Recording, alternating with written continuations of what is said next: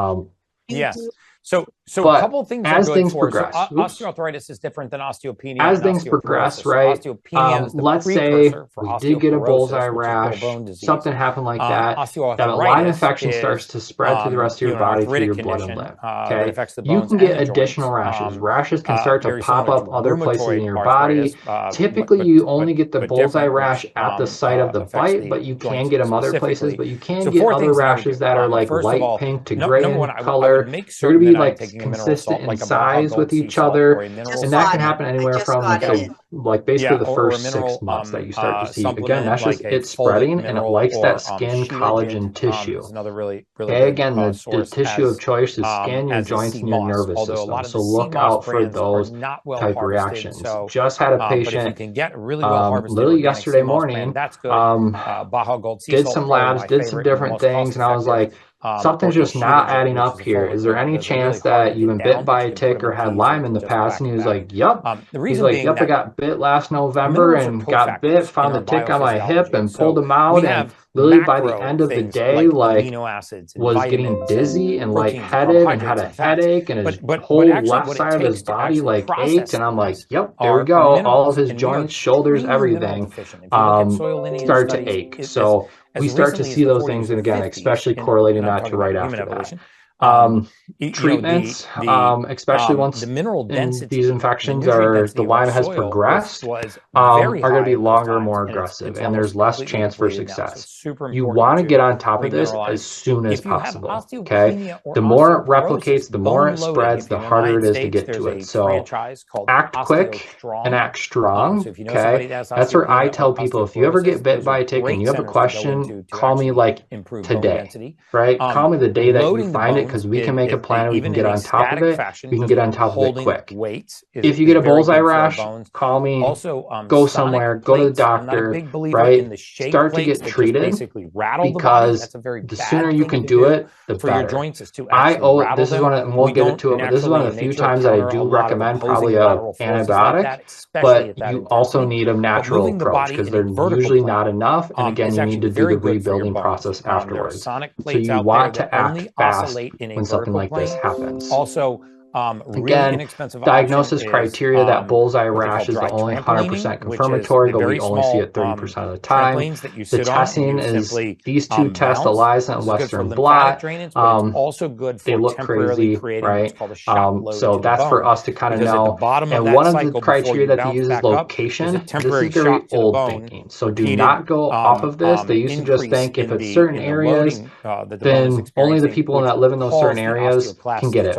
Right. For example, us up here in the Midwest, it is like the black hole. It is everywhere. It is very strong, very potent here. So they're like, yep, could be. But if you lived in Florida, you're okay. Not necessarily true, right? Because if here we look at the map, we're in Wisconsin, it's the darkest green, right? But if we go to Oklahoma, no cases. Doubt it, right? Not sure I believe that one. So, or New Mexico has 7 cases. That it's more than that, right? So they base it off of, well, you live in New Mexico, you got bit by a tick, yeah, you don't have Lyme. That's a shot in the dark. I say this all the time. I'm not trying to guess at my health. I'd rather get the correct information. All over this country are full of elderly men and elderly women. Here's that Western blot test. It's hard to read in the first place. Find somebody to read it, but calcium is not the hard part about it is it's actually really inaccurate, which is sad, and it's always been that way. It's gotten better throughout the years, but this is why my mom went misdiagnosed a dozen times, because even though she had Lyme, she failed it a dozen times. It's only about 60% accurate in the population that was confirmed to have it. So they confirmed 89 people in the study, 89 people clinically had Lyme. They retested them with these tests, and they showed that it only had about a 60% accuracy. So in a 40% of the people, just false negatives over and over again. So it's not very accurate. So just because you fail a test is not, it doesn't mean that you don't have Lyme. Does that make sense, right? You still could have Lyme even if you technically failed the test. So first of all, there's really 2 approaches to this, okay? And really both of them are the ones that we want to do, but the one on the right is the one that we tend to ignore the most, okay? And it's, do we weaken or kill the invader, or do we strengthen the host? And the answer is best. And the answer is both, right? But which do you have more control over, right? Because if I have more control over what I do versus the tick, right? It's just, it comes down to, I want to say luck. There's definitely things that we can do, but by us, like, it's inevitable that a tick's going to get out of you at some point in time. Hopefully it doesn't bite you. Hopefully you find it before then, but there are things that you can do. But guess what, in the meantime, the stronger you make yourself, the better chance that you have in the long run for all of this. Okay? So you don't want to be the weak link in this situation. And that's what we're going to talk about. Okay, so what can you start to do? All right. Well, when you're going outside, you can use some different insect repellent. We'll talk about that in a second.